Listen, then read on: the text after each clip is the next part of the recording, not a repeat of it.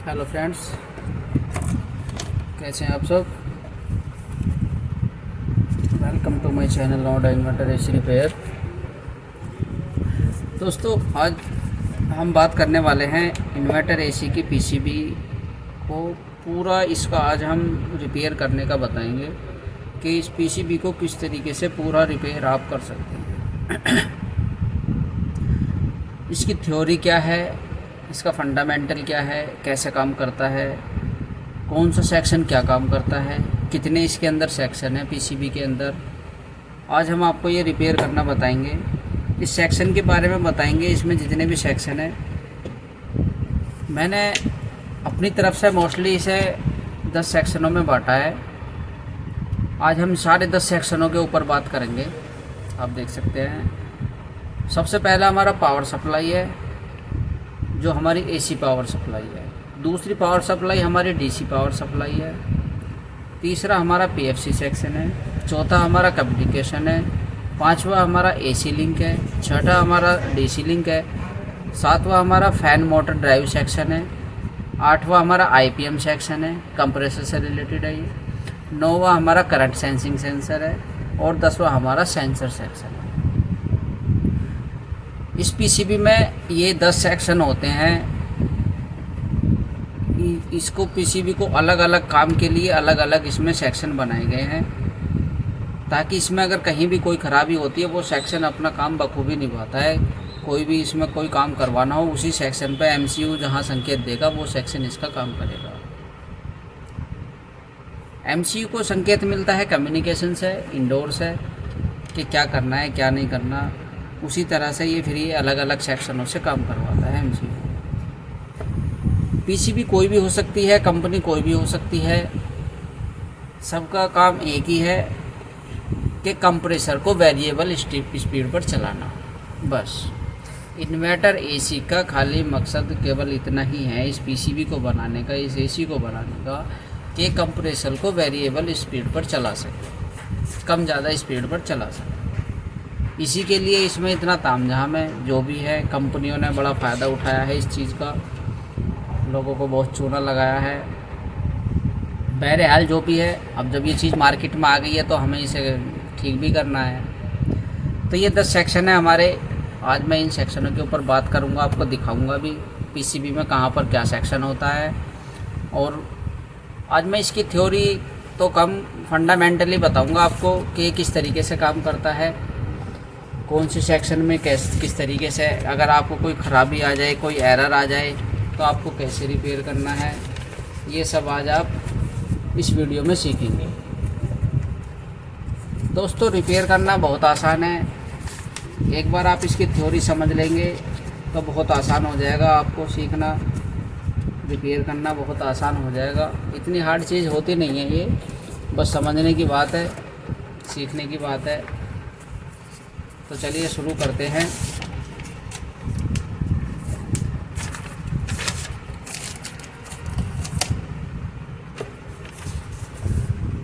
ये आप देख सकते हैं, हमारा सबसे पहला सेक्शन है पावर सप्लाई।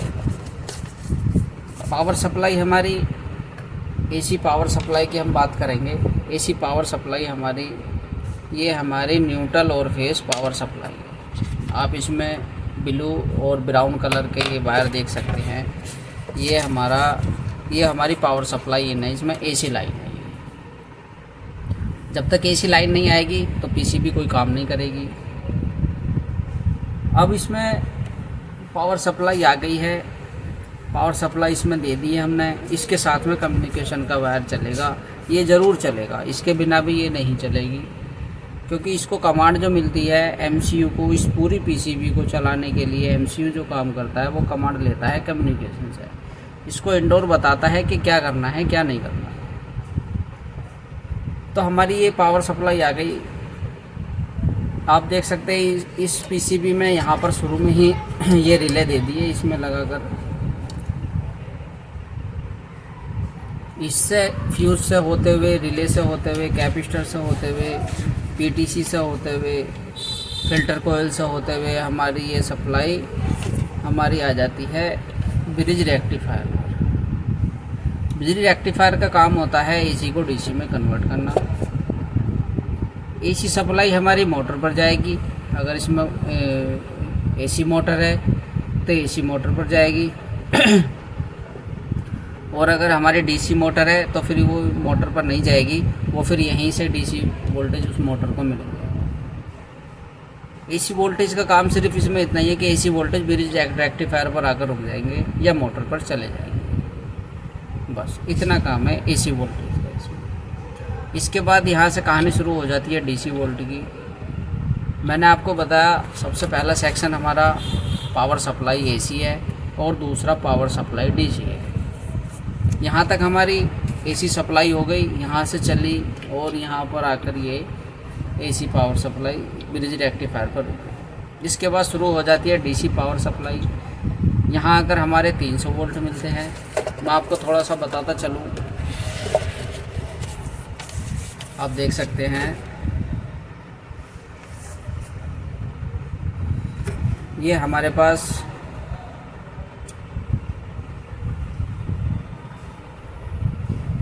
लाइन आ गई है, हमारे पास न्यूट्रल और लाइन। ये न्यूट्रल और लाइन हमारे यहाँ पर ये ब्रिज रेक्टिफायर में एक बना देता हूँ।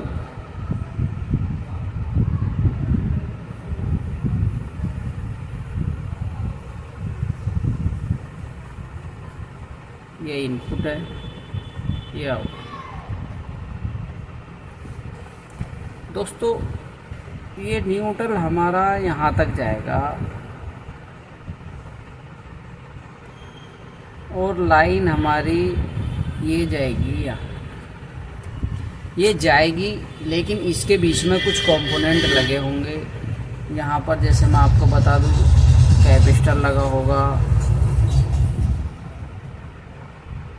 यहाँ पर हमारी इसमें फ़िल्टर कोयल होगी लगी हुई, इसमें भी फ़िल्टर कोयल होगी लगी हुई। ये मैं आपको फंडामेंटली बता रहा हूँ फ्रेंड्स, इसमें कोई थ्योरी मैं ज़्यादा बड़ी बात नहीं कर रहा, बहुत लंबा टाइम हो जाएगा, वीडियो बहुत बड़ी हो जाएगी। क्योंकि आज मैं 10 के 10 सेक्शन आपके सामने रख दूँगा इसमें कि किसकी वजह से क्या एरर आता है, क्या कमी आती है, क्या प्रॉब्लम आएगी, आपको किस सेक्शन को कब देखना है। फ़िल्टर कैपेसिटर वगैरह लगे होंगे यहाँ पर, इसका होता हुआ ये यहाँ पर रिले भी होगी इसमें लगी हुई। रिले से पास होकर जब वोल्टेज जाएंगे हमारे, ये हमारे किसी भी हालत में ये इस पर जाने हैं, ब्रिज रेक्टिफायर पर जाने हैं। ये हमारा रेक्टिफायर है। यहाँ तक हमारी बात होगी एसी पावर सप्लाई की। इसके बाद में डीसी पावर सप्लाई ये हमारी यहाँ पर आई। ये यहाँ पर हमें मिलेंगे 330 प्लस। ये यहाँ पर फ्रेंड्स एक कैपेसिटर होगा लगा हुआ, 2 कैपेसिटर होंगे पैरेलल में, सीरीज में, जैसे भी हों लगे हुए। यहाँ पर हमें बहरहाल 330 वोल्टेज मिल जाएंगे। अब मैं आपको बता दूं, मैं थोड़ा आपको इसका मैंने इसका डायग्राम बना रखा है, मैं आपको इसका डायग्राम बना के दिखा देता हूँ कि ये किस तरीके से हमारा पूरा काम कर रहा है। फ्रेंड्स मैंने इसकी एक वीडियो बनाई हुई है पीएफसी सेक्शन की, आप ये देख सकते हैं। लाइन और न्यूट्रल हमारा आया, यहाँ पर एमओवी, कैपेसिटर, ये रिएक्टर को, ये रेक्टिफायर कोयल होगी हमारी, जो फ़िल्टर कोयल होगी जो हमारे लाइन को फ़िल्टर करती है। और यहाँ पर ये एनटीसी पीटीसी लगा हुआ, इससे होता हुआ ये हमारा ये ब्रिज पर आ गया। मैंने आपको बताया अभी ये ब्रिज पर आ गया है, इसमें सारे कंपोनेंट्स हैं बने हुए। अब इसके बाद में ये हमारा एसी सेक्शन पूरा हो गया। ये हमारा एसी सेक्शन है, एसी सेक्शन है ये नंबर 1 पर। अब नंबर 2 हमारा आ गया DC power supply. DC power supply friends हमारी आप देख सकते हैं इसमें किस तरीके से बन रही है। 5 वोल्ट, 12 वोल्ट, 3 वोल्ट, इसमें मैंने सारा कुछ बता रखा है इस डायग्राम के अंदर। इसकी वीडियो भी मैंने एक बना रखी है, लेकिन आप समझे ये डीसी सेक्शन हमारा, ये ब्रिज हमारा आ गया। इस ब्रिज के बाद में ये यहाँ से हमारा शुरू हुआ ब्रिज, ये हमारी डीसी पावर सप्लाई है, डीसी पावर सप्लाई।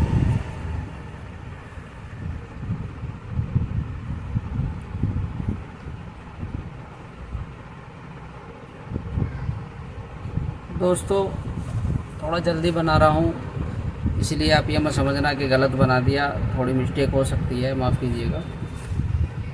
तो ये हमारा डीसी पावर सप्लाई आ गई। अब इस डीसी पावर सप्लाई में हमारे पास में यहाँ पर 330 वोल्ट हमें मिलेंगे डीसी, और इन 330 वोल्ट से ही हमें 12 वोल्ट मिलेंगे,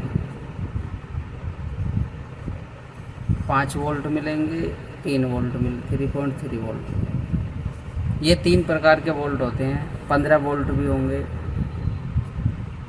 जो हमारे पीसीबी के अंदर चलते हैं। ये 3.3 वोल्ट भी हो सकते हैं, 5 वोल्ट भी हो सकते हैं, दोनों भी हो सकते हैं। ये चारों वोल्टेज इनमें एक पीसीबी के अंदर बिल्कुल हो सकते हैं। ये डीसी वोल्टेज है।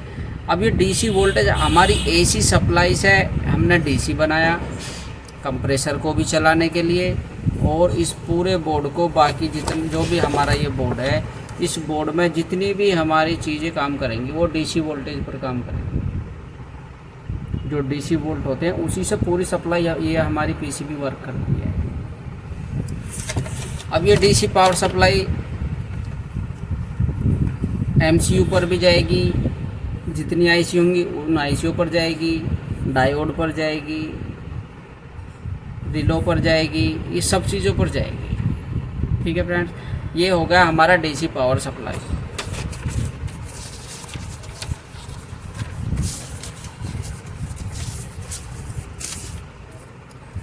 हमारे 2 सेक्शन हो गए। 2 सेक्शनों के बारे में मैंने आपको बता दिया। अगर हमारा बोर्ड किसी भी तरीके से कुछ काम नहीं कर रहा है तो आपको सबसे पहले, अगर हमारा बोर्ड ऑन ही नहीं हो रहा, सबसे पहले हमें अपनी एसी पावर सप्लाई चेक करनी है कि बोर्ड के अंदर एसी पावर सप्लाई आ रही है या नहीं आ रही है। दूसरे नंबर पर अगर एसी हमारी आ रही है तो हमें देखना है कि डीसी हमारी बन रही है या नहीं बन रही है। हमें एसी वोल्ट यहाँ पर चेक करने होंगे और डीसी वोल्ट हमें सीधा हम अपने ब्रिज पर चेक करेंगे। ब्रिज पर चेक करेंगे, अगर ब्रिज पर वोल्ट आ रहे हैं 330 वोल्ट आ रहे हैं, फिर हम अपने वोल्ट हम यहाँ पर ये 7805 7802 ये लगे होंगे, हमें इन पर ये चेक करते हैं वोल्ट। जहाँ भी हमारा, हम इनके कैपेसिटरों पर चेक कर सकते हैं। 5 वोल्ट के कैपेसिटर हैं, 25 वोल्ट के हैं। हम इन पर चेक करेंगे कि हमारी पावर सप्लाई, चारों power supply 15 volt, 12 volt, 5 volt, 3.3 volt ये बन रही हैं या नहीं बन रही हैं। डीसी पावर सप्लाई हो गया हमारा। अब हम बात करते हैं पीएफसी सेक्शन। दोस्तों पीएफसी सेक्शन के बारे में मैंने आपको बता भी दिया है, एक बार मैंने इसकी वीडियो बना भी दी है, फिर भी मैं आपको वो अपना डायग्राम वो दिखा देता हूँ कि किस तरीके से ये हमारा पीएफसी काम करता है। आप ये देख सकते हैं, ये डायग्राम इसकी वीडियो बनी हुई है। ये तीसरा सेक्शन है हमारा, इसके अंदर पीएफसी सेक्शन, ये हमारा पीएफसी सेक्शन है। ये जो हमारा रिएक्टर कोयल इसमें लगी होती है, ये हमारे थिम्बल है दो रिएक्टर कोयल के, और मैं आपको रिएक्टर कोयल दिखा दूं। ये हमारी रिएक्टर कोयल है। ठीक है फ्रेंड्स, ये हमारी रिएक्टर कोयल है। इस रिएक्टर कोयल का काम ये होता है कि ये वोल्टेज को बूस्ट करती है। वोल्टेज बूस्ट करने के लिए रिएक्टर के साथ में, रिएक्टर कोयल के साथ में हमारे पास ये एक हमारा आईजीबीटी लगा होता है। आईजीबीटी लगा होता है, ये रिएक्टर कोयल हो गई, इनसे मिलकर ये हमारा पीएफसी सेक्शन बनेगा। अब ये लगा हुआ है, ये काम कैसे करेगा आप इस डायग्राम में देखें, ये काम किस तरीके से करेगा। जब हमारी पावर सप्लाई ये हमारा पावर सप्लाई हमने देख ली, एसी सेक्शन, डीसी सेक्शन। अब इसी में यहाँ पर आपको मैं दिखा दूँ, जब हमारे ब्रिज से प्लस और माइनस निकला, प्लस पर हमारा ये यहाँ पर रिएक्टर कोयल होगी लगी हुई, और ये रिएक्टर कोयल मैं आपको इस नए डायग्राम में बताता हूँ।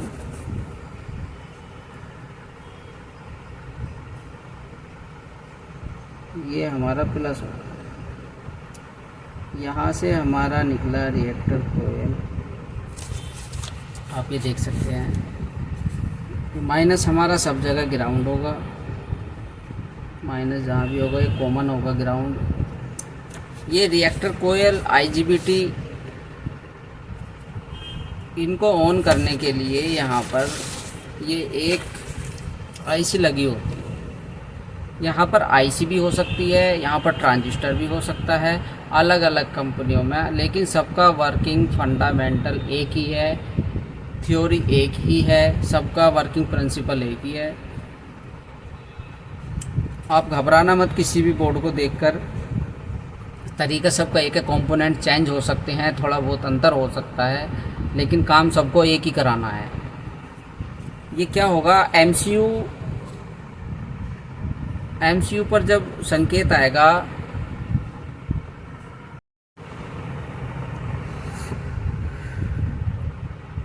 हमारे MCU पर जब संकेत आएगा, जब इसको कम्युनिकेशन के द्वारा इसको इंडोर संकेत देगा कि भैया PFC ऑन कर दो, तो ये क्या करेगा, ये 5 वोल्ट हमारे इस पर IC पर देगा, ये 5 वोल्ट से 15 वोल्ट IC आउटपुट करेगी, और ये इस IGBT को ऑन कर देगा। IGBT ऑन होने के बाद में PFC ऑन हो जाएगा हमारा, और ये वोल्टेज को बूस्ट करने लग जाएगा। दोस्तों बहुत केसों में, ज़्यादातर इन बोर्डों में एक बड़ी समस्या IGBT की बहुत बड़ी समस्या है। IGBT जिस PCB का एक बार ख़राब होने लग जाता है वो जल्दी से फिर रिपेयर नहीं होता, क्योंकि ओरिजिनल कंपोनेंट हमें नहीं मिल पाते हैं, उसकी वजह से बड़ी दिक्कत होती है। तो हमने इसके साथ में इसके बारे में एक रिसर्च किया है, हमने एक कहते हैं एक जुगाड़ लगाया है कि बिना IGBT के भी क्या हम अपना PCB चला सकते हैं या नहीं चला सकते। बिल्कुल चला सकते हैं, हमने अपना PCB चलाया है बिना IGBT के, अच्छा कंप्रेसर चलता है, बढ़िया चलता है, कोई दिक्कत नहीं है, लेकिन थोड़ा जुगाड़ तो लगाना पड़ेगा। आप मुझे कमेंट करके बता सकते हैं कि अगर आपको उसके बारे में पूछना है तो मैं उसके बारे में वीडियो बना दूंगा एक, आप लोग मुझे कमेंट करके ज़रूर बताएं, अपनी राय ज़रूर दें। मैंने इसका जुगाड़ लगा लिया है कि बिना IGBT के भी हम अपना PCB, अपना कंप्रेसर चला सकते हैं, क्योंकि ओरिजिनल कंपोनेंट हमें नहीं मिल पाते, बहुत दिक्कतें होती हैं।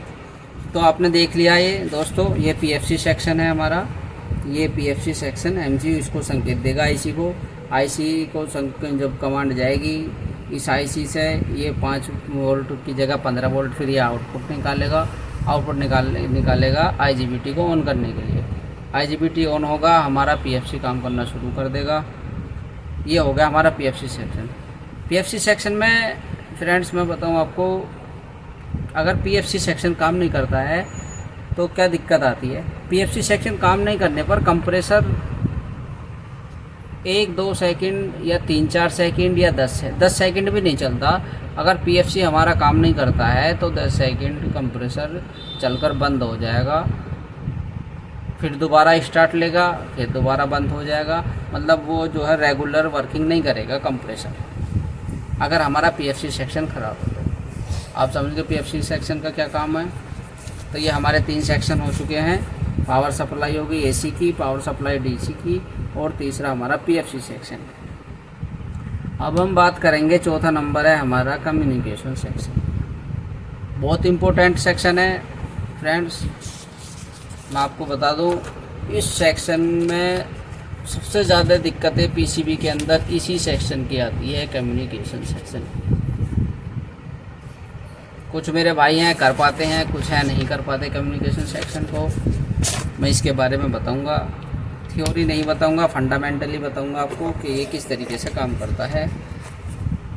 हम आ जाते हैं अपने बोर्ड पर। आप देख सकते हैं ये इसमें एक ब्लैक वायर है हमारा, और ये ब्लैक वायर कम्युनिकेशन का है इस पीसीबी के अंदर। इस पीसीबी में या कोई भी पीसीबी हो, इसमें एक छोटा सा सेक्शन आपको ज़रूर मिलेगा। कम्युनिकेशन के वायर के पास रजिस्टर होगी, कुछ डायोड होंगे और ऑक्टो कपलर ज़रूर ही मिलेंगे आपको। कम्युनिकेशन के लिए ऑक्टो कपलर के बिना काम ही नहीं होगा, ऑक्टो कपलर होना ज़रूरी है। कम्युनिकेशन सेक्शन की पहचान यही है कि कम्युनिकेशन के वायर के पास में वहाँ पर जो दो ऑक्टो कपलर होंगे एक दूसरे के अपोजिट साइड में होंगे लगे हुए। एक एमसीयू की तरफ लगा होगा, एक आउट की तरफ लगा हुआ होगा, कम्युनिकेशन वायर की तरफ लगा होगा। ये हमारे यहाँ पर ये हमारा सेक्शन है, आप देख सकते हैं। मैं आपको दिखा दूँ, ये हमारा सेक्शन, ये कम्युनिकेशन सेक्शन है। इस सेक्शन के बारे में मैं आपको बता दूं, इसका फंडामेंटल वर्क क्या है। थ्योरी में बहुत टाइम लग जाएगा फ्रेंड्स। ये हमारे पास आप देख सकते हैं, ये हमारे पास इंडोर है, ये इंडोर हो गया, और ये हमारे पास आउटडोर हो गया। कम्युनिकेशन का काम क्या है? कम्युनिकेशन का मतलब है हिंदी में कि बातचीत करना, एक दूसरे से वार्तालाप करना, जुड़े रहना, ये कम्युनिकेशन इसका मतलब है हिंदी में। कम्युनिकेशन क्या होता है? सबसे पहले इंडोर ऑन होता है, इंडोर ऑन हो गया। अब इंडोर ने आउटडोर को कमांड भेज दिया,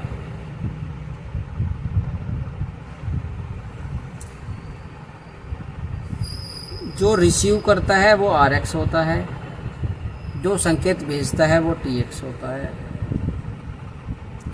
इस केस में अब जब इसने इसको कमांड भेज दिया, इसने कहा कि ऑन हो जाओ जी, लाइट इसमें आ गई है, AC सप्लाई आ गई है, DC सप्लाई बन गई है। अब ये क्या करेगा? इंडोर से कमांड आएगा कि भैया अब अपनी रिले ऑन कर लो, मोटर ऑन कर दो, जो भी संकेत ये देगा। तो इसमें क्या होगा? ये इसको रिसीव कर लेगा, अब ये इधर से कम्युनिकेशन भेजेगा। अब ये यहाँ पर ये TX हो गया और ये RX हो गया। RX हो गया रिसीव करने वाला, TX हो गया बताने वाला, संकेत देने वाला, ऑर्डर देने वाला। ये हो गया। ये क्या होगा? कम्युनिकेशन काम इसी का इतना है। अब ये क्या करेगा? कम्युनिकेशन में ये केवल इसका जो संकेत है, इसे हम बोलेंगे, आते तो ये वोल्टेज ही है, लेकिन इसको न्यूट्रल से इसको हाई कर दिया जाता है, क्योंकि बहुत लंबा तार हमारा इंडोर से आउटडोर तक पहुंचाने में। क्योंकि जो अगर हम खाली इसके पल्स की बात करें, ये पल्स होती हैं, अगर हम खाली पल्स भेजेंगे तो रुकावट ज़्यादा आएगी लंबे तार में, लंबे वायर में। तो इसके लिए इसके साथ न्यूट्रल को मिलाकर ये सेक्शन बना हुआ होता है। संकेत हमारा जो जाएगा वो न्यूट्रल से जाएगा। जी हाँ, संकेत हमारा जाएगा वो न्यूट्रल से ही होकर जाएगा। ये क्या होगा? इसका संकेत इतना है कि ये ऑन होगा, ऑफ होगा। ये इसका कोड है, ये इसका कोड वर्ड है कि क्या कोड भेजने पर क्या चीज़ ऑन करनी है, क्या बताना है। इसकी बातचीत का तरीका अलग है। ये सुनता नहीं है, बोलता नहीं है, ये केवल संकेत देता है। ये केवल वोल्टेज भेजकर इसको बता सकता है, क्योंकि इसमें केवल वोल्टेजों का ही काम है। केवल वोल्टेज भेजकर ये बताएगा, पल्स भेजकर बताएगा। अब ये क्या होगा? या तो ऑन होगा या ऑफ होगा। ऑन को हम 1 बोलेंगे, ऑफ को हम 0 बोलेंगे। इसके केवल टाइम की बात है कि कितने टाइम क्या ऑन होगा। अगर जो अब ये हमारा जैसे ऑफ है, तो ये ऑफ है, ऑफ है, ऑफ है, ऑफ है। मान कर चलो ये 4 सेकंड ऑफ है और 1 सेकंड ऑन है, फिर ये 1 सेकंड 2 सेकंड ऑफ हो गया, और ये यहाँ पर फिर 4 सेकंड ऑन हो गया। ये इसका कोड है कि कब ये MCU केवल इसी भाषा को समझता है। ये जो हमारा MCU है, ये केवल इसी भाषा को समझता है। कम्युनिकेशन के केस में जब इसको ऑर्डर आएगा, ये कहेगा कि भाई अब मेरे पास में 2 बार ऑन आया है, 1 बार ऑफ आया है। अगर मैं एक फंडामेंटली बात बता रहा हूँ आपको कि अब इसको पता लगा कि भाई 1 बार ऑन आया, 2 बार ऑफ आया, तो इसमें हो सकता है इस चीज़ का कोड ये डला हो कि भाई पीएफसी ऑन कर दो, तो ये पीएफसी ऑन कर देगा। अब ये इस चीज़ का संकेत आउटडोर इंडोर को भी भेजेगा कि भैया मैंने पीएफसी ऑन कर दिया है, वो उसको गुड कंडीशन में रखेगा कि हाँ ठीक है। इस तरीके से इसमें कम्युनिकेशन चलता रहता है।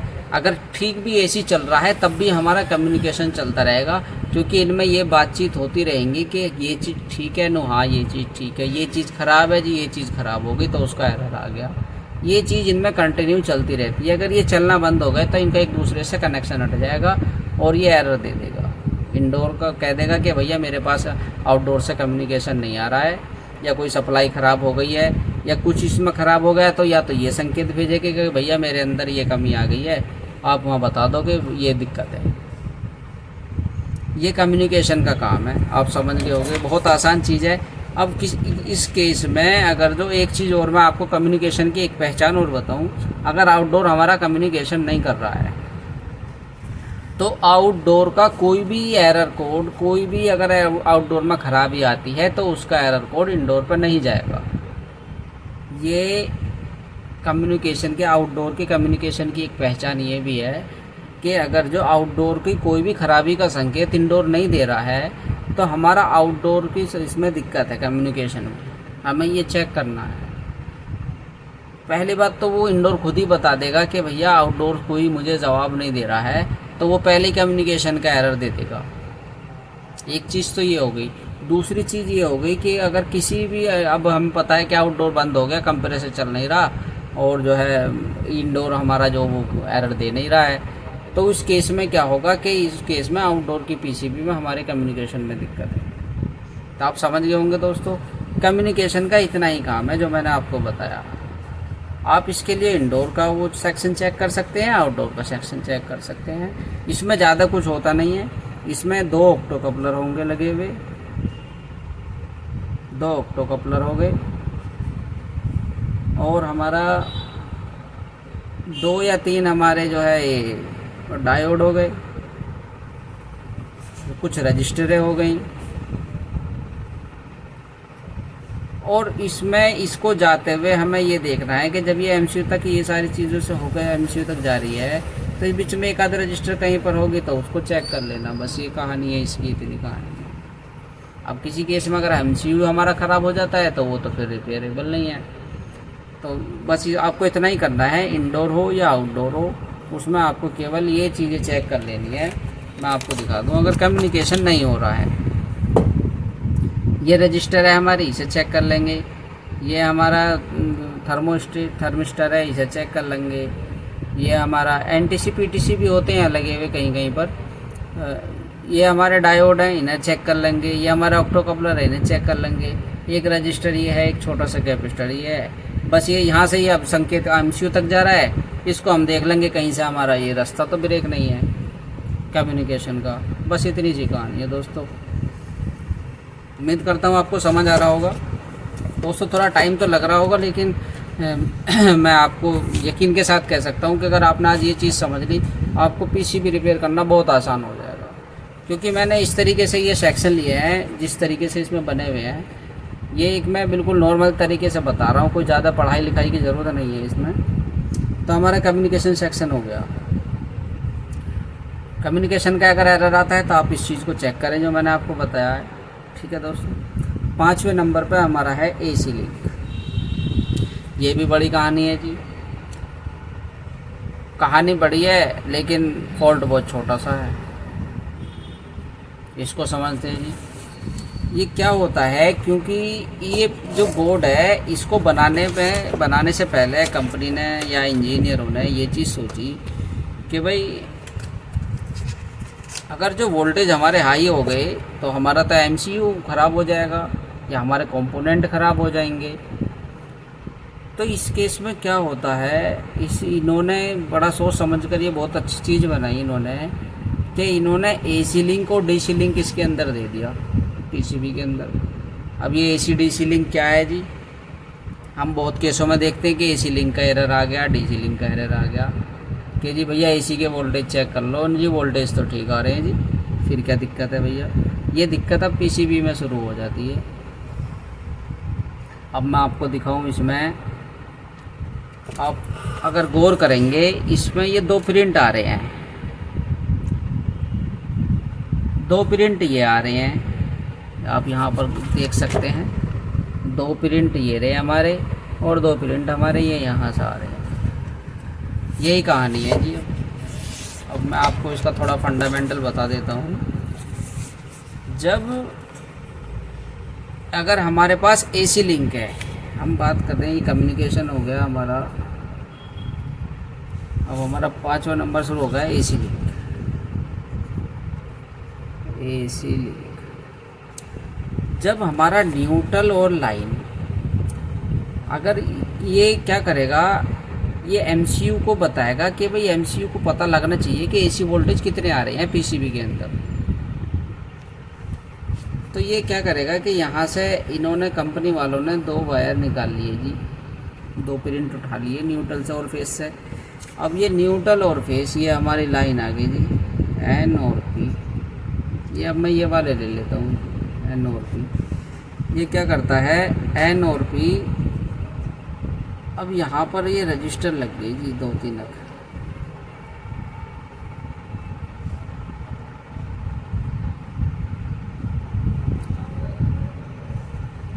इन्होंने वोल्टेज को ड्रॉप कर दिया। अब ये एमसीयू है हमारे पास में, जो ये एमसीयू है, एमसीयू, अब इसके अंदर ये सप्लाई जा रही है जी, न्यूट्रल और फेस।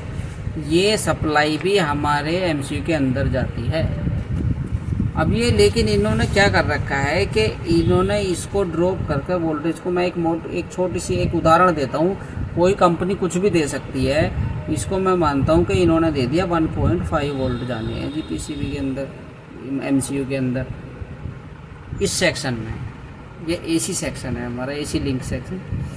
अब ये रजिस्टर जो होती हैं ज़्यादातर, ये मैं आपको बताऊँ, ये हाई वैल्यू की रजिस्टर होती हैं, जैसे 550 के हो गया, या 750 के हो गया, या मेगा ओम में हो गया 1 मेगा। ये रजिस्टरें ऐसी होती हैं जी। अब ये रजिस्टर क्या करती हैं, वोल्टेज को ड्रॉप कर देती हैं। यहाँ पर तो हमारे थे 230 वोल्टेज, और यहाँ पर ये हमारे हो गए 1.5 वोल्टेज। अगर इस एमसी को ये पता है कि अगर मेरे अंदर यहाँ पर इस सेक्शन से 1.5 वोल्ट आ रहे हैं, तो ये बिल्कुल ठीक वोल्ट आ रहे हैं जी। लेकिन अगर ये मान कर चलो इसकी सीमा है, ये कहेगा कि 2 तक ठीक है, 1.5 से 2 तक ठीक है। अगर जैसे ही 2 से ऊपर होते हैं वोल्ट हमारे, तो ये एमसीयू कह देगा कि भैया एसी वोल्टेज ज़्यादा आ रहे हैं जी, और उसका तुरंत ये अपना कम्युनिकेशन करेगा एमसीयू को कि वोल्टेज मेरे पास ज़्यादा आ रहे हैं, और एमसीयू एकदम उसका एरर दे देगा कि भैया ठीक है, आपका ऑर्डर आ गया, मैं एरर दे देता हूँ। ये कहानी है जी एसी लिंक की। अब एसी लिंक का एरर क्यों आता है, आपने देख लिया कि वोल्टेज हाई हो गया, और हमें पता है कि वोल्टेज तो 230 ही है। हम चेक कर रहे हैं मल्टीमीटर से अपने इन वायरों पे कि वोल्टेज तो 230 आ रहे हैं, लेकिन एसी लिंक का एरर क्यों आ रहा है। अब इस केस में क्या होगा, ये रजिस्टर हमारी, ये इनकी वैल्यू आउट हो जाएगी। मान कर चलो ये 50 के की अगर इसमें लगी हुई है, तो पता लगा ये मेगा ओम में चला गया, ये ख़राब हो गई। ये मैं आपको बता दूं, बहुत केसों में ये ना के बराबर कोई ऐसा केस होगा, आपको देखने को मिलेगा कि रजिस्टर की वैल्यू कम हो गई। ये जब भी ख़राब होगी इसकी वैल्यू बढ़ जाएगी, इसकी वैल्यू, ये कभी शॉर्ट नहीं होगी। शॉर्ट बहुत कम केसों में बाई चांस कभी मिल गया देखने को एक आध बार, लेकिन इसकी क्या होगा, वैल्यू मेगा ओम में चली जाती है।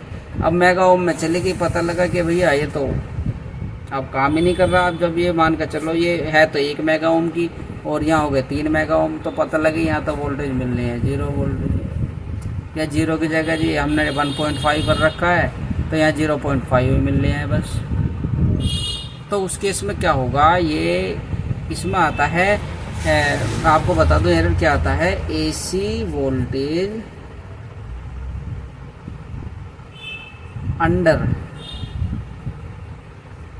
अंडर और ओवर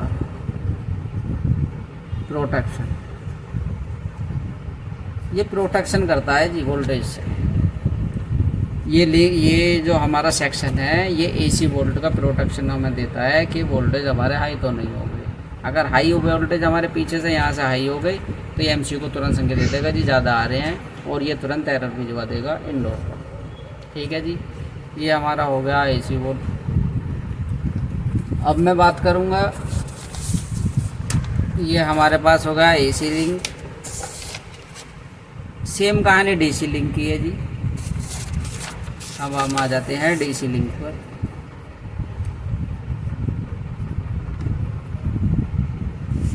ये हमारा 5 सेक्शन हो गए, छठा सेक्शन है हमारा DC लिंक।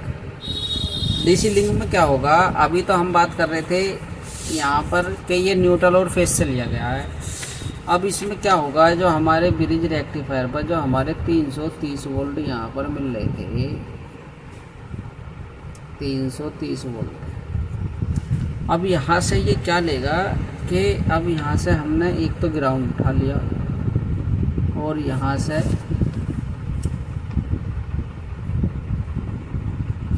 ये DC लिंक का मैं सेक्शन बनाकर आपको दिखा रहा हूँ। ठीक है जी, ये यहाँ पर हो गया, और ये हो गया ग्राउंड। ये यहाँ पर हमारा MCU है जी। अब ये वोल्ट हमारे इसमें जा रहे हैं। ये रजिस्टर हमारी 1 मेगा ओम या 750 के या 550 के, 470 के, ये कुछ भी हो सकती है। अच्छा, इनमें एक चीज़ और होती है, मैं आपको बता दूं, इनमें कहीं कहीं पर ये एक रजिस्टर इसमें पुल डाउन भी हो सकती है लगी हुई। मैंने कुछ कंपनियों में देखी है, ये पुल डाउन रजिस्टर होती है। अगर जिसमें वोल्टेज ड्रॉप या कम वैल्यू की रजिस्टर होती है, उसमें ये क्या करते हैं, इसमें एक रजिस्टर और लगाते हैं पुल डाउन की, ग्राउंड से कनेक्ट करके उससे कर देते हैं जी वोल्टेज ड्रॉप करने के लिए। अब इसकी भी कहानी वही है जी। अब इसमें इन्होंने कह दिया कि ये दोनों मिलकर यहाँ पर 3.3 वोल्ट इसको जाने चाहिए MCU को। अब ये DC लिंक को प्रोटेक्ट कर रहा है। अगर DC लिंक हमारे यहाँ पर जो हमारा कैपेसिटर लगा हुआ है, अगर ये वीक हो जाता है या वोल्टेज कम बना रहा है या किसी वजह से वोल्टेज हाई बन रहे हैं, तो ये क्या करेगा, ये MCU ये कह देगा कि भैया अब 3.3 से अलग वोल्टेज आ रहे हैं, तो ये तो गलत वोल्टेज है जी, ये एकदम एरर दिवा देगा इंडोर से। ये कम्युनिकेशन कर देगा, ये एरर देगा कि भैया वोल्टेज नहीं आ रही, DC वोल्टेज का प्रोटेक्शन डालो। इसमें आएगा DC वोल्टेज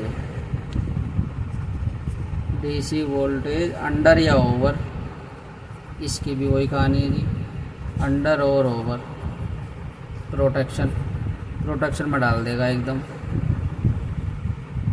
अच्छा, कंपनी वालों ने ये चीज़ गारंटी के तौर पे दी है जी। अगर जो ये इन चीज़ों का प्रोटेक्शन इस PCB में ना दें तो ये सक्सेस नहीं है। फिर इन्होंने केवल अपनी गारंटी बढ़ाने के लिए या अपनी कंपनी को थोड़ा ऊंचा दिखाने के लिए इन्होंने ये चीज़ें इसके अंदर डाली हैं कि भैया इसको सेफ भी तो रखना है, कस्टमर कहाँ से लाएगा 12,000 की PCB।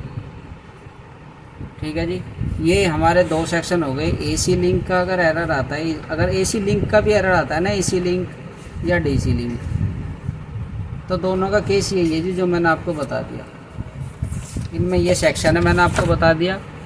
एक तो ये है, ये AC लिंक हो सकता है या DC लिंक AC लिंक हो सकता है ये वाला सेक्शन, और ये हमारा ये DC लिंक है। ये यहाँ से 2 प्रिंट आ रहे हैं और ये यहाँ से ये DC लिंक इसको संकेत दे रहा है कि भैया इतने वोल्टेज। ठीक है जी, ये हो गया। अब हमारे ये 6 सेक्शन हो गए जी, 4 सेक्शन और रह गए हमारे।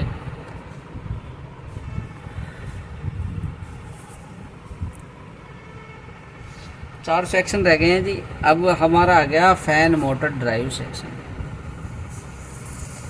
इसकी भी बात करते हैं जी।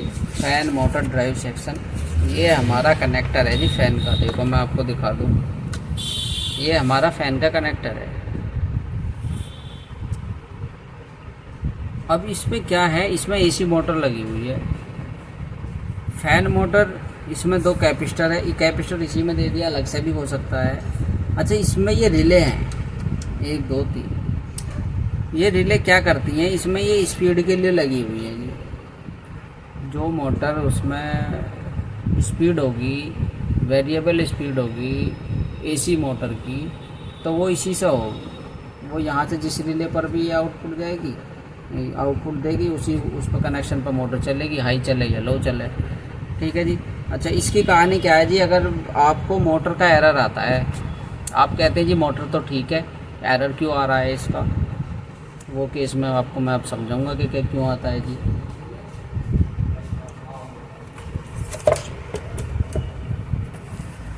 अब हमारा ये 7वां नंबर, ये 5 नंबर है, ये हमारा 6 नंबर है। अब हम आगे 7 नंबर पर हमारा आ गया फ़ैन मोटर का। फ़ैन मोटर, बहुत भाई परेशान होते हैं कि भैया मोटर तो ठीक है और फ़ैन मोटर का एरर आ रहा है। क्यों आ रहा है जी, इसको समझेंगे। क्या है इसका फंडामेंटल, कैसे काम कर रहा है ये हमारे पास MCU है जी, हमारी IC का।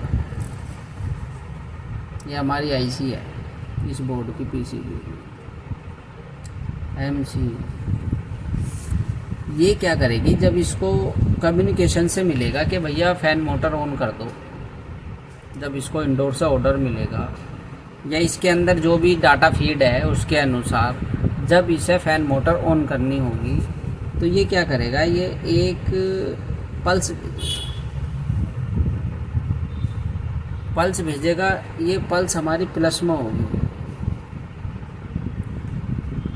और यहाँ पर हमारी, ये मैं आपको बता रहा हूँ, ये हमारी 2003 IC यहाँ पर लगी हुई है।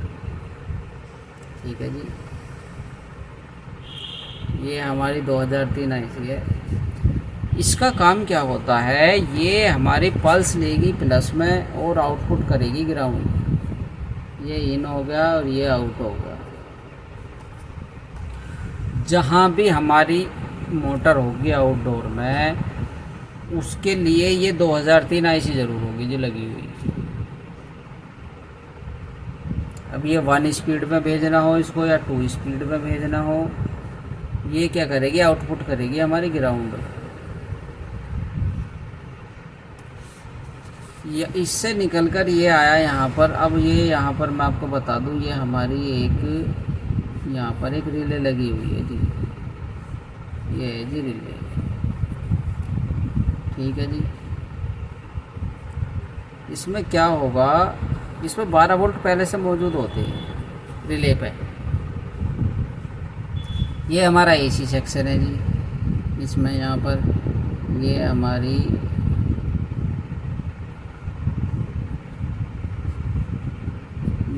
ये क्या होगा, यहाँ पर हमारी AC आ रही है, क्योंकि ये अब मैं आपको लोग पूरा ही मैंने बना दिया। यहाँ पर हमारी मोटर है, आप सपोज करो ये मोटर है और ये मोटर हमारी, ये कैपेसिटर का तरीका अलग हो गया इसमें कि कैपेसिटर लगा हुआ है यहाँ पर। अब ये हमारा यहाँ पर L हो गई और यहाँ पर N हो गया। तो मोटर में N हमारा ये जुड़ा हुआ होगा पहले से, इसको न्यूट्रल मिल रहा होगा सप्लाई से, ये डायरेक्ट होगा जी। यहाँ पर न्यूट्रल आ ही रहा होगा हर की इस एक पॉइंट। अब इस मोटर के अंदर ये हमने 2 पॉइंट निकाल दिए जी स्पीड के। ये कैपेसिटर हमारा इधर लग रहा है। अब ये क्या करेगा, AC हमारा जो हमारी लाइन है वो हमारी यहाँ पर ना देगा, डायरेक्ट यहाँ पर दे दी जाती है। ये इन है हमारी। अब जैसे ही यहाँ पर हमारे पास 12 वोल्ट है, अब जैसे ही ये MCU ने संकेत दिया इसको 2003 को, 2003 ने क्या करा, ग्राउंड इस पर नहीं था तो 2003 ने ग्राउंड आउटपुट कर दिया जी। ग्राउंड आउटपुट कर दिया तो रिले ऑन हो गई हमारी। और अब हमारी रिले ऑन होगी तो जो हमारी लाइन है ये निकल कर अब हमारी ये हमारे इस पर चली जाएगी।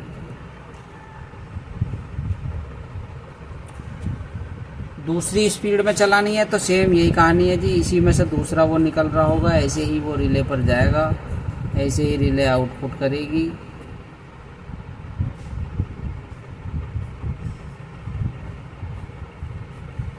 सेम कहानी है जी, बिल्कुल कोई वो नहीं है इसमें दूसरा।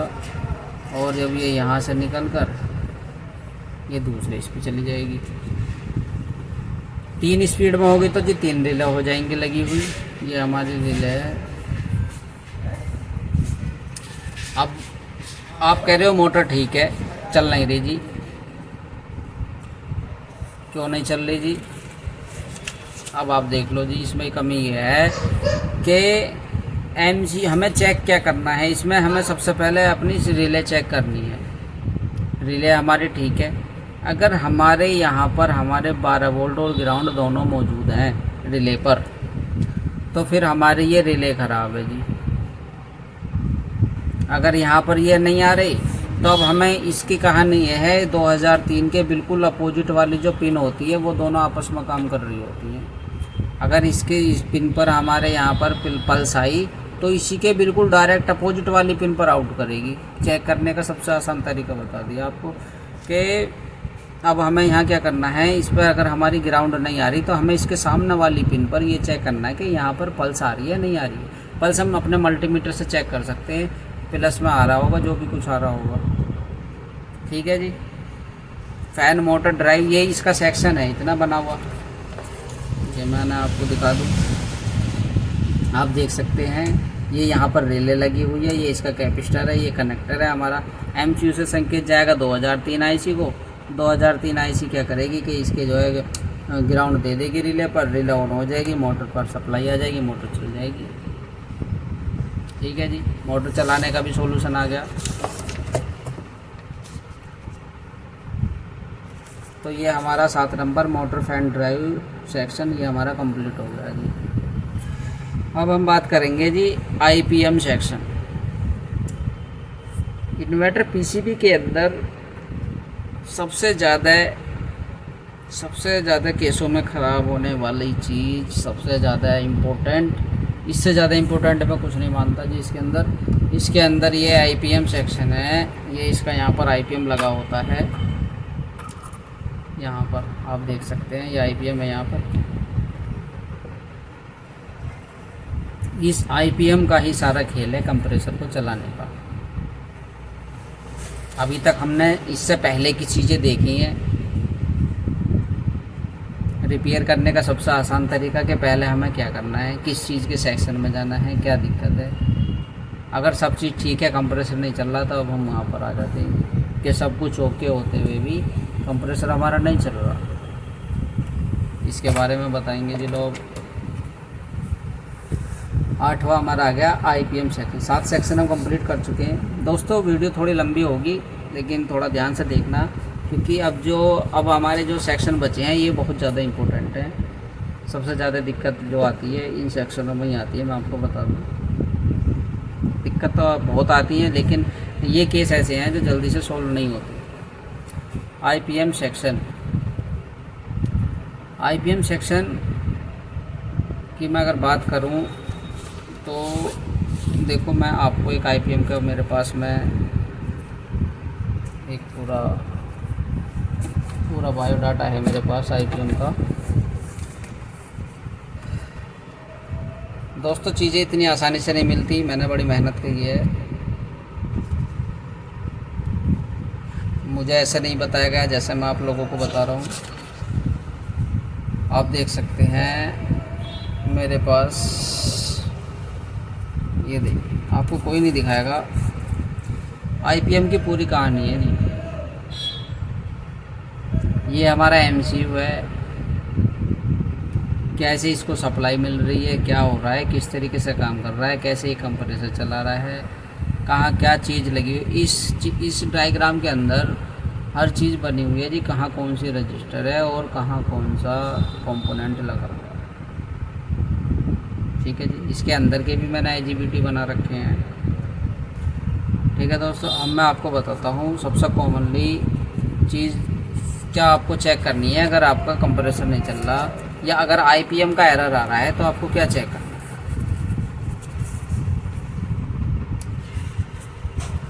आईपीएम के केस में हम चेक करेंगे, चलो मैं नया पेज देख लेता हूँ।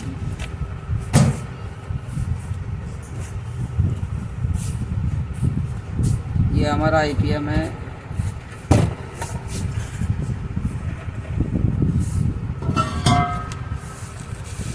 ये आईपीएम बना दिया। इसका मतलब है इंटेलिजेंट पावर मॉड्यूल। ये हमारा आईपीएम है। कंप्रेसर चलेगा, इसी की वजह से चलेगा। थ्योरी मैं नहीं बता रहा आज, केवल फंडामेंटल आपको बता रहा हूँ कि किस तरीके से काम करता है, कैसे कंप्रेसर को चलाता है। इसके अंदर पिन होती हैं 25-26 पिन होती हैं लगभग इसके अंदर। ये इसका ग्राउंड है 3 पिन, और ये इसकी UV/W, और यहाँ पर इसका पॉजिटिव, ये P है, ये इसका N है, और ये UV/W।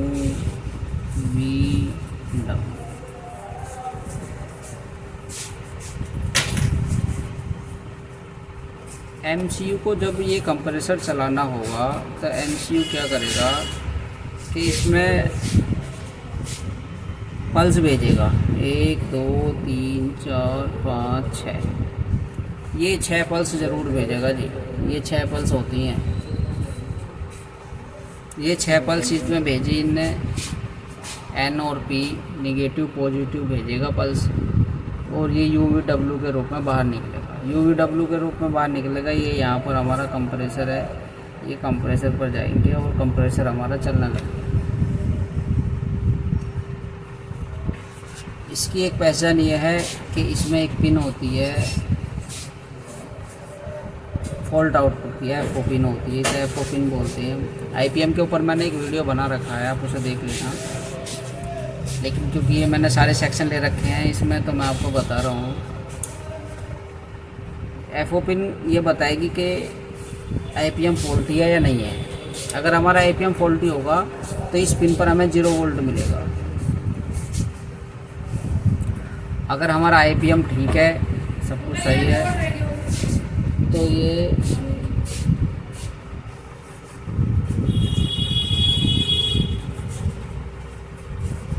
यहाँ पर इसमें जितने भी पीसीबी के अंदर जो भी वोल्ट यहाँ पर काम कर रहा होगा 3.3 होगा, या तो 3.3 होगा, या 4.5 या 6 या 4.7 या 5 वोल्ट, ये यहाँ पर मौजूद होगा। अगर ये ठीक है हमारा। कई बार क्या होता है, ये ठीक, इधर लो साइड ठीक है, हाई साइड ख़राब हो जाती है, इधर से शॉर्ट हो जाता है। इसे चेक करने का मैंने तरीका आपको बता दिया है। ये आईपीएम सेक्शन है हमारा, ये कंप्रेसर को ड्राइव करने का है। ये हमारे UV/W, ये कनेक्टर हमारा UV/W का, ये इस आईपीएम से, इसी से निकलती है आउटपुट इसकी। ठीक है जी, ये आईपीएम सेक्शन हो गया, कंप्रेसर ड्राइव सेक्शन। अगर मैं एक मोटी सी बात करूं, अगर इसमें ये काम नहीं कर रहा, आपको क्या करना है, ये 6 पल्स चेक कर लेनी है कि इन पर 6 पिनों पर पल्स आ रही है या नहीं है। इसकी डाटा शीट देखें, जो भी आईपीएम का नंबर है, और आपको पता लग जाएगा।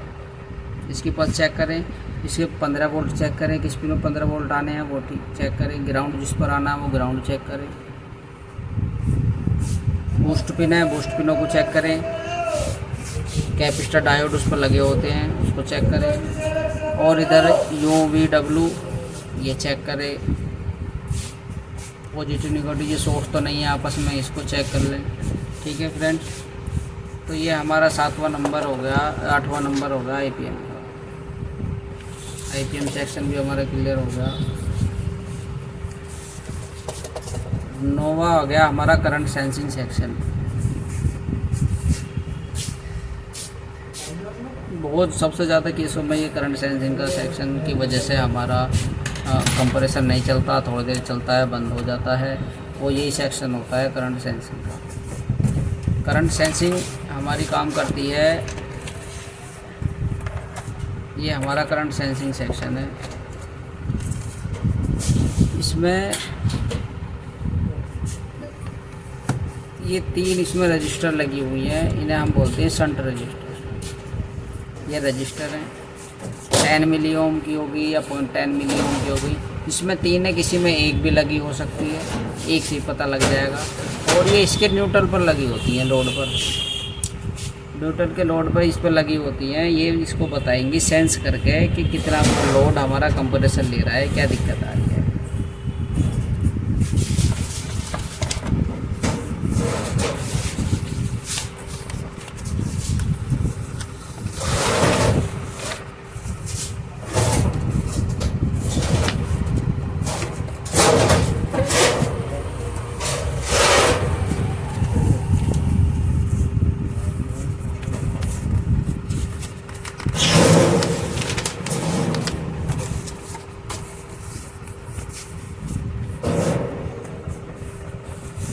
अब आगे जी हमारा ये नोवा करंट सेंसिंग सेक्शन का मैं आपको बता दूँ,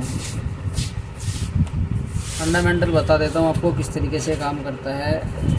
ये जब हमारे आईपीएम से यहाँ से UVW ये 3 हमारे आउटपुट। अब यहाँ पर हमारा ये होता है, ये ग्राउंड होता है। ये तीनों कंप्रेसर को काम करते होते हैं, लेकिन इसमें इंटरनली ये यहाँ पर इसको UVW इससे मिलता है। ये यहाँ पर अब इसमें क्या होगा, इस पर जो भी लोड होगा, यहाँ पर मैं आपको बता दूँ, ये होगी यहाँ पर शंट लगी। अब यहाँ से ये इन्होंने 2 वे निकाली है कंपनी ने, ये शंट है। आप इसमें से देख सकते हैं प्रिंट इसमें से निकले हुए हैं, शंट में से, इनमें से शंट में से निकले होते हैं इसका लोड को कैलकुलेट करने के लिए। अभी यहाँ पर ज़्यादातर मैं आपको बताऊँ, जो 2LM 2903 ये एक IC होगी ये लगी हुई, ये इसको सेंस करती है।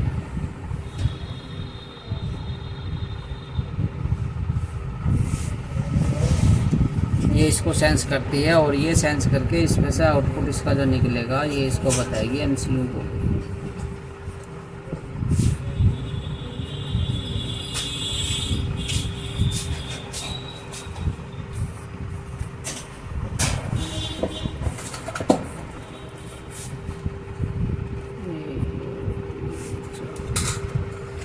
ये कंपैरेटर IC होती है LM 2903, LM 2904, कंपनी कुछ भी लगा के दे सकती है अपने हिसाब से इसको कैलकुलेट करने के लिए लोड को। अब ये लोड कैलकुलेट कर रही है। करंट सेंसिंग का जो एरर आएगा हमारा, ये यहाँ पर कुछ रजिस्टरें वगैरह होंगी लगी हुई, यहाँ पर होगी, यहाँ पर होगी, पुल डाउन करी हुई होगी, पुल अप करी हुई होगी, 5 ये चीज़ है जी। इसके अंदर मैं आपको दिखा दूँ, आप इसमें यहाँ पर देख सकते हैं, ये यहाँ पर इसमें इन्होंने इसको,